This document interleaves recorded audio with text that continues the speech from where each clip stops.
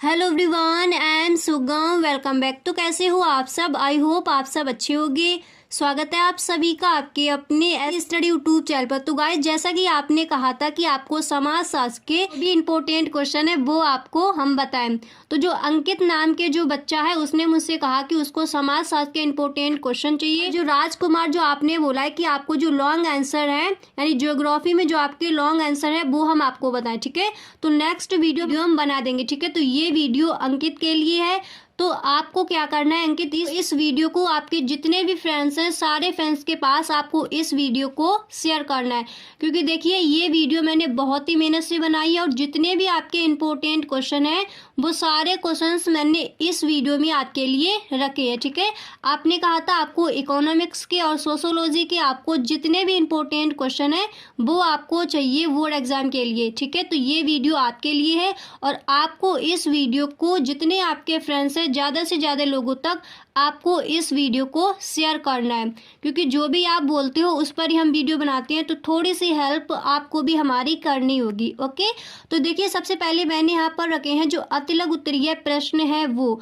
और गाइस, अगर आप इस वीडियो को देख रहे हो, जितने भी बच्चे इस वीडियो को देख रहे हैं जो 2023 का बोर्ड एग्जाम देने वाले हैं, तो उन सभी बच्चों के लिए ये वीडियो बहुत ही इंपॉर्टेंट है, ओके। और अगर आपको भी किसी सब्जेक्ट में कहीं पर भी कोई दिक्कत है तो please tell me in the comment box, ठीक है। तो देखिए सबसे पहले मैंने रखे हैं यहाँ पर अतिलघु उत्तरीय प्रश्न। और जो सबसे पहला प्रश्न है वो मैंने यहाँ पर रखा है। देखिए जो आपका पहला प्रश्न है वो यहाँ पर दिया गया है कि अक्षमता से क्या आशय है, ठीक है। तो देखो इसका आंसर आप इस तरह से लिखोगे। देखो इसका आंसर ये हो जाएगा कि अक्षमता का अर्थ किसी भी कार्य को ना कर पाने की, ठीक है, किसी भी कार्य को ना कर पाने की क्षमता है। अर्थात कोई व्यक्ति शारीरिक रूप से असमर्थ हो सकता है या सामाजिक रूप से भी असमर्थ हो सकता है, वही हमारा क्षमता कहलाता है, ठीक है। समझ आ गया। अब देखिए जो आपका सेकंड प्रश्न है वो मैंने यहाँ पर लिया है कि क्षेत्रवाद का क्या अर्थ है, ठीक है। और ये प्रश्न कई बार पूछा गया है, आप पेपर उठा के देखिए आपको कई बार ये प्रश्न मिल जाएगा, ठीक है। क्षेत्रवाद का क्या अर्थ है। और मॉडल पेपर में भी आप देख सकते हैं वहाँ पर भी इस प्रश्न को रखा गया है। तो 2023 के बोर्ड एग्जाम में इस प्रश्न के आने की बहुत ही संभावना है। तो आपको इसको अच्छे से याद कर लेना है कि क्षेत्रवाद का क्या अर्थ है। तो देखो इसका आंसर क्या हो जाएगा। इसका आंसर आप लिखोगे कि क्षेत्रवाद की अवधारणा का प्रयोग संकुचित और विस्तृत दोनों रूपों में किया जा सकता है, ठीक है। फिर इसके आगे आप लिखोगे कि संकुचित रूप में इसका प्रयोग स्थानीय हितों के, ओके, इसका प्रयोग स्थानीय हितों के प्रति विशेष लगाव और विस्तृत रूप में केंद्र के प्रति आंदोलन को इंगित करने के लिए किया जाता है, ओके। इस तरह से आपको लिखना है। फिर देखिए आपको अपनी ब्लैक स्केच की हेल्प से इस तरह से आपको हेडिंग डालनी है कि हेडविग हिट्स के अनुसार, ओके, जो आपके समाजशास्त्री हैं हेडविग हिट्स के अनुसार। और फिर आपको यहाँ पर कोमा और इन्वर्टेड कोमा बिगिन करना है।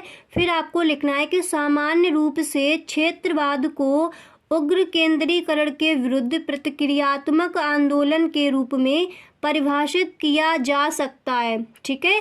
फिर आप लिखोगे कि क्षेत्रीय आंदोलन भौगोलिक अलगाव, स्वतंत्र ऐतिहासिक परंपरा, प्रजातियों, जातीय अथवा धार्मिक विशिष्टता तथा, ओके, इतना लिखने के बाद फिर आप लिखोगे अथवा धार्मिक विशिष्टता तथा स्थानीय हितों जैसे तत्वों या उनमें से दो या दो से अधिक के मिश्रण का परिणाम होता है। तो जो आपके हेडविग हिट्स हैं, जो आपके समाजशास्त्री हैं, उन्होंने इसकी परिभाषा को इस तरह बताया है कि क्षेत्रवाद हम किसे कहेंगे। समझ आ गया। फिर देखिए जो आपका नेक्स्ट प्रश्न है वो मैंने यहाँ पर लिया है। देखिए आपका जो नेक्स्ट प्रश्न है वो यहाँ पर दिया गया है कि समाज के अल्पसंख्यक वर्ग से क्या आशय है। ये प्रश्न भी कई बार पूछा गया है, ठीक है। तो इसको भी आपको अच्छे से तैयार कर लेना है। और जो मैंने समाजशास्त्र का जो 2022 का जो बोर्ड एग्जाम का आपका पेपर है वो मैंने पूरा हल कराया है, उसका लिंक आपको डिस्क्रिप्शन बॉक्स में मिल जाएगा। तो उस वीडियो को आप ज़रूर देखिए। उसमें जो 2022 का जो है बोर्ड एग्जाम का वो मैंने उसमें आपको पूरा हल कराया, ठीक है। तो उसको भी आपको देख लेना है। अगर इस बार आप 90+ स्कोर करना चाहती हो तो मेहनत भी आपको बेहतरीन तरीके से करनी होगी, ठीक है। तो आपका प्रश्न दिया गया है कि समाज के अल्पसंख्यक वर्ग से क्या आशय है। तो इसका आंसर आपको इस तरह से लिखना है कि अल्पसंख्यक वर्ग का निर्धारण समाज की कुल जनसंख्या में वर्ग या समूह की स्थिति के आधार पर होता है, ठीक है। फिर इसके आगे आप लिखोगे जिन समूहों का कुल जनसंख्या में न्यून प्रतिनिधित्व है उन समूहों को अल्पसंख्यक वर्ग कहा जाता है। समझ आ गया। फिर इसके आगे आपको लिखना होगा कि व्यवहारिक रूप से समाज में जिस धर्म या जाति के सदस्यों की संख्या बहुत कम है वे अल्पसंख्यक हैं। इतना आपको लिखना है, ठीक है। अब देखिए जो आपका नेक्स्ट प्रश्न है वो मैंने यहाँ पर लिया है कि 2011 की जनसंख्या में भारत की नगरीय और ग्रामीण जनसंख्या कितनी है। ओके, ये आपका अतिलघु उत्तरीय प्रश्न है। अभी जो हम आपको बता रहे हैं वो आपके अतिलघु उत्तरीय प्रश्न है। आपको बताएंगे जो आपके लघु उत्तरीय प्रश्न है वो कौन कौन से इस बार आएंगे, उनके आंसर भी आपको साथ में ही मिलेंगे। फिर इसके बाद हम आपको बताएंगे जो आपके विस्तृत उत्तरीय प्रश्न है वो इस बार कौन कौन से पूछे जा सकते हैं, ठीक है।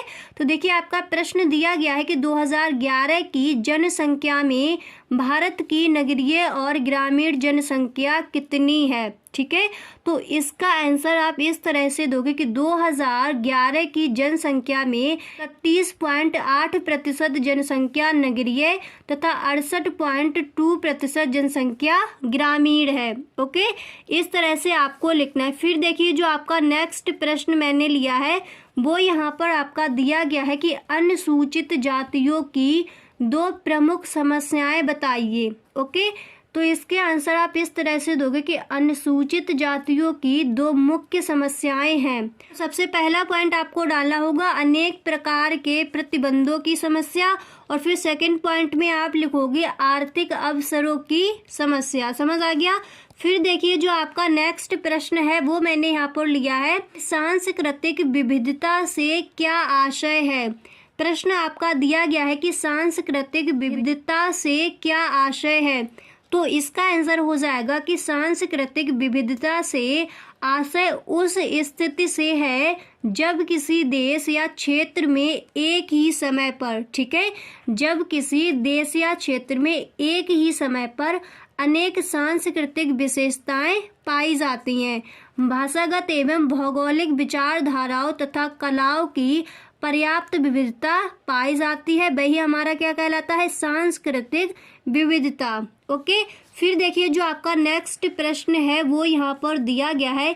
देखिए आपका नेक्स्ट प्रश्न हमने लिया है कि दबाव समूह या हित समूह से आप क्या समझते हैं। कई बार ये प्रश्न पूछा गया है, ठीक है। दबाव समूह या हित समूह से आप क्या समझते हैं। तो देखो इसका आंसर क्या हो जाएगा। तो इसका आंसर आपको इस तरह से लिखना है कि समाज के कुछ संगठित समूह अपने अपने हितों की सुरक्षा के लिए शासन पर ऐसे कानूनों को पारित करने या ऐसी नीति का अनुसरण करने के लिए दबाव डालते हैं जिनसे समूह अपने अपने हितों की रक्षा कर सके। ओके, फिर इसके आगे आप लिखोगे ऐसे ही गुटों को, ओके, ऐसे ही गुटों को राजनीति शास्त्र में दबाव समूह अथवा हित समूह, दबाव समूह अथवा हित समूह के नाम से संबोधित किया जाता है। ओके, इस तरह से आपको इसका आंसर देना है। फिर देखिए जो आपका नेक्स्ट है वो मैंने यहाँ पर लिया है कि प्रजनन दर से क्या आशय। अभी आपके ये अतिलघु उत्तरीय प्रश्न में आपको बता रहे हैं, ठीक है। जो आपके अतिलघु उत्तरीय प्रश्नोत्तर है वही अभी हम आपको बता रहे हैं। तो आपका प्रश्न क्या दिया गया है कि प्रजनन दर से क्या आशय है। तो इसका आंसर आप इस तरह से दोगे कि जनसंख्या की स्थिति को समझने के लिए प्रजनन दर को भी ज्ञात किया जाता है। प्रजनन दर से आशय बच्चे पैदा कर सकने की अवधि में संबंधित प्रति 1000 स्त्रियों की इकाई के पीछे जीवित जन्मे बच्चों की संख्या से है। बच्चे पैदा करने की अवधि सामान्य रूप से स्त्री की 15 से 49 वर्ष की आयु अवधि को माना जाता है। ठीक है, फिर इसके बाद देखिए जो आपका नेक्स्ट प्रश्न है वो मैंने यहाँ पर लिया है कि राष्ट्र से आप क्या समझते हैं। और आपको देखिए अगर इस बार आप सच में 90+ स्कोर करना चाहती हो तो जो मैंने जो समाजशास्त्र का पूरा पेपर बताया है, एक तो मैंने 2022 का पेपर हल कराया है और एक मैंने वीडियो बनाया है जिसमें मैंने 2023 का बोर्ड एग्जाम के लिए जो प्रश्न आ सकते हैं पूरा पेपर मैंने एक तरह से बनाकर उसमें बताया है, विद आंसर आपको वो मिल जाएगा। तो आपको क्या करना है, डिस्क्रिप्शन बॉक्स चेक कर लेना है, उसमें आपको वो वीडियो मिल जाएगी। ठीक है, तो प्रश्न आपका क्या दिया गया है कि राष्ट्र से आप क्या समझते हैं। तो इसका उत्तर आपको इस तरह से देना है कि राष्ट्र से आशय जनसंख्या के उस समूह से है जो अपने आप को एक समुदाय के रूप में प्रस्तुत करता है। और फिर इसके आगे आप लिखोगे तथा अनेक साझा विशिष्टताओं पर आधारित होता है। इस प्रकार की मुख्य विशेषताएं हैं। इस प्रकार की मुख्य विशेषताएं हैं सामान्य भाषा, एक निश्चित भौगोलिक स्थिति, इतिहास, धर्म, प्रजाति तथा राजनीतिक आकांक्षाएं। ओके, इस तरह से इस प्रश्न का उत्तर आपको लिखना है। फिर देखिए अब आपके आएंगे अतिलघु उत्तरीय प्रश्न। तो जो 2023 के बोर्ड एग्जाम में आपके जितने भी प्रश्न इंपॉर्टेंट हैं, जो भी आपके लघु उत्तरीय प्रश्न आ सकते हैं इस बार, वही मैंने इस वीडियो में रखे हैं। और आपको उस वीडियो को भी देख लेना है जो मैंने पेपर हल कराए हैं। देखिए जितने भी टॉपर स्टूडेंट्स होते हैं वो सारे जो पेपर आपके दिए जाते हैं मॉडल पेपर और जो आपके बोर्ड एग्जाम के पेपर होते हैं और जो आपके प्रीवियस ईयर क्वेश्चंस होते हैं उनको वो हल जरूर करते हैं। ठीक है, तो आपको भी वही करना है क्योंकि आपको भी इस बार टॉप करना ही है। ओके, तो देखिए जो आपका प्रश्न है वो यहाँ पर दिया गया है कि अदृश्य हाथ से क्या तात्पर्य है। ठीक है, अदृश्य हाथ से क्या तात्पर्य है। तो इसका आंसर आपको इस तरह से देना है। पहले आपको लिखना है एडम स्मिथ के अनुसार, जो आपके समाजशास्त्री हैं एडम स्मिथ, उन्होंने अदृश्य हाथ की परिभाषा क्या दी है। तो इन्होंने कहा है कि अदृश्य हाथ एक अदृश्य तंत्र को संदर्भित करता है जो आपूर्ति और मांग के बीच संतुलन बनाए रखता है। इसके आगे आप लिखोगे इस प्रकार ऐसा प्रतीत होता है कि कोई एक अदृश्य बल यहाँ काम करता है जो इन व्यक्तियों के लाभ की प्रवृत्ति को समाज के लाभ में बदल देता है। इस तरह से आपको इसका आंसर लिख देना है। बहुत ही इजी लैंग्वेज में लिखाया है मैंने, तो आपको इसको याद कर लेना है। ठीक है, अब देखिए जो आपका नेक्स्ट प्रश्न है वो मैंने यहाँ पर रखा है। देखिए गाइस, अगर आपको वीडियो अच्छा लग रहा है तो वीडियो को अपने दोस्तों में शेयर ज़रूर करें। इस वीडियो पर आपको कम से कम 10,000 व्यूज़ करने हैं। अंकित स्टूडेंट से मैंने उसके लिए ही ये वीडियो बनाई है, तो आपको क्या करना है अंकित, अपने दोस्तों में शेयर जरूर करना है। ठीक है, आपने कहा था आपको समाजशास्त्र के जितने भी इंपॉर्टेंट क्वेश्चन है वो आपको चाहिए, तो सारे इंपॉर्टेंट क्वेश्चन मैंने इस वीडियो में रखे हैं। तो देखिए आपका ये प्रश्न दिया गया है कि सामाजिक परिवर्तन और सामाजिक आंदोलन में अंतर स्पष्ट कीजिए। ये प्रश्न कई बार पूछा गया है, आप पेपर उठाकर कई बार ये प्रश्न दिया गया है कि सामाजिक परिवर्तन और सामाजिक आंदोलन में अंतर स्पष्ट कीजिए। ठीक है, तो इस प्रश्न का उत्तर आपको इस तरह से देना है कि सामाजिक परिवर्तन तथा सामाजिक आंदोलन में निश्चित रूप से एक संबंध होता है, परंतु ये दोनों संकल्पनाएं अलग अलग हैं। इन दोनों में निम्नलिखित अंतर पाए जाते हैं। फिर आपको पॉइंट 1 डाल देना है। फिर इस तरह से आपको लिखना है कि सामाजिक परिवर्तन का कोई तत्कालिक एवं स्पष्ट उद्देश्य नहीं होता, वस्तु प्रत्येक सामाजिक आंदोलन का कोई निश्चित उद्देश्य अवश्य होता है। उद्देश्य की प्राप्ति हो जाने पर आंदोलन समाप्त कर दिया जाता है। ओके, इतना आपको लिखना है। फिर देखिए आपको सेकंड पॉइंट डालना है और फिर उसमें आपको लिखना होगा, देखिए उसमें आपको लिखना है कि सामाजिक परिवर्तन की प्रक्रिया अचेतन रूप से चलती रहती है। इसके लिए किसी समूह या वर्ग को संगठित होकर किए जाते हैं तथा इसके लिए संबंधित समूह या वर्ग को संगठित होकर प्रयास करने पड़ते हैं। फिर आपको नेक्स्ट पॉइंट डालना है और फिर उसमें आपको लिखना है कि सामाजिक परिवर्तन एक निरंतर चलने वाली प्रक्रिया है। इससे भिन्न सामाजिक आंदोलन, भिन्न यानी अलग सामाजिक आंदोलन सीमित अवधि के लिए होते हैं। ठीक है, फिर आपका जो नेक्स्ट प्रश्न है वो मैंने यहाँ पर रखा है।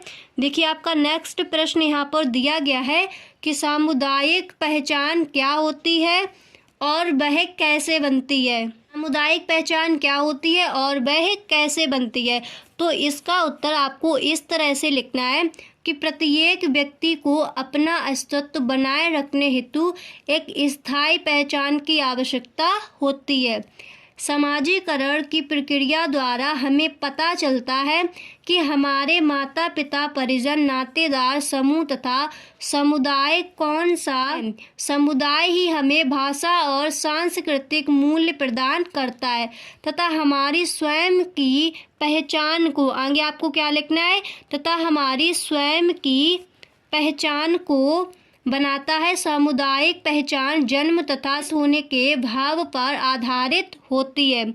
और फिर इसके आगे आप लिखोगे हमें किसी अर्जित योग्यता या उपलब्धि के आधार पर प्राप्त नहीं होती।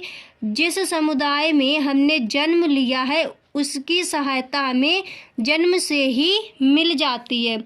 ओके, इतना लिखने के बाद फिर आप लिखोगे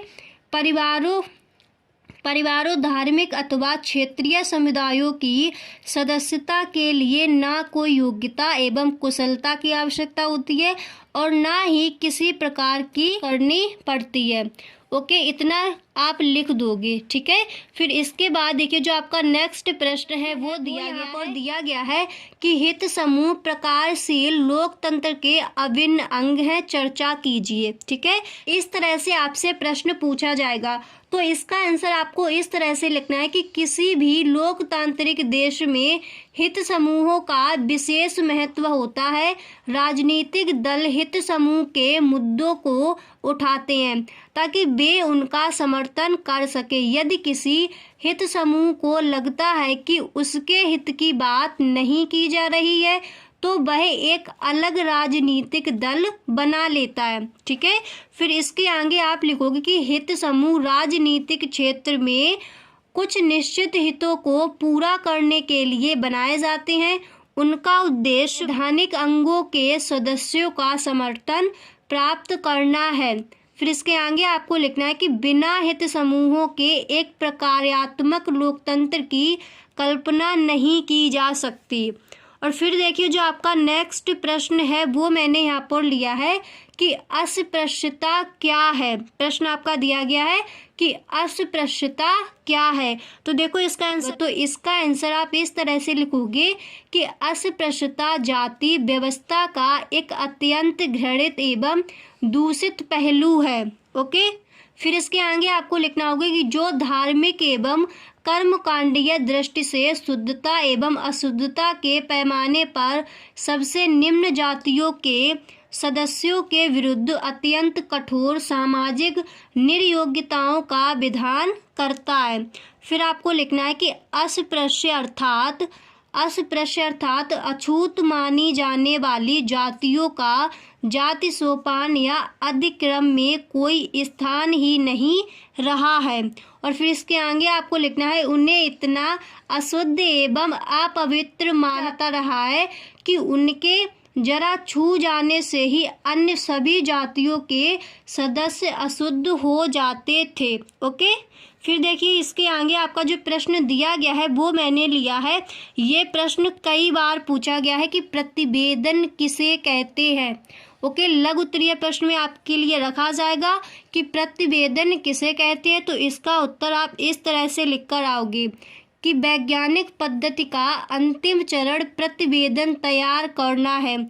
आपको यहाँ पर हेडिंग डालनी है ब्लैक स्केच की हेल्प से कि प्रतिवेदन। ओके, फिर आपको लिखना है, देखिए वैज्ञानिक पद्धति का अंतिम चरण प्रतिवेदन तैयार करना है। प्रतिवेदन को इसलिए महत्वपूर्ण स्थान दिया जाता है क्योंकि इसमें अन्य सभी चरणों का संपूर्ण विवरण दिया जाता है। विवरण इस प्रकार से दिया जाता है ताकि इसे पढ़ने वाले लेखक है उसे समझ सके।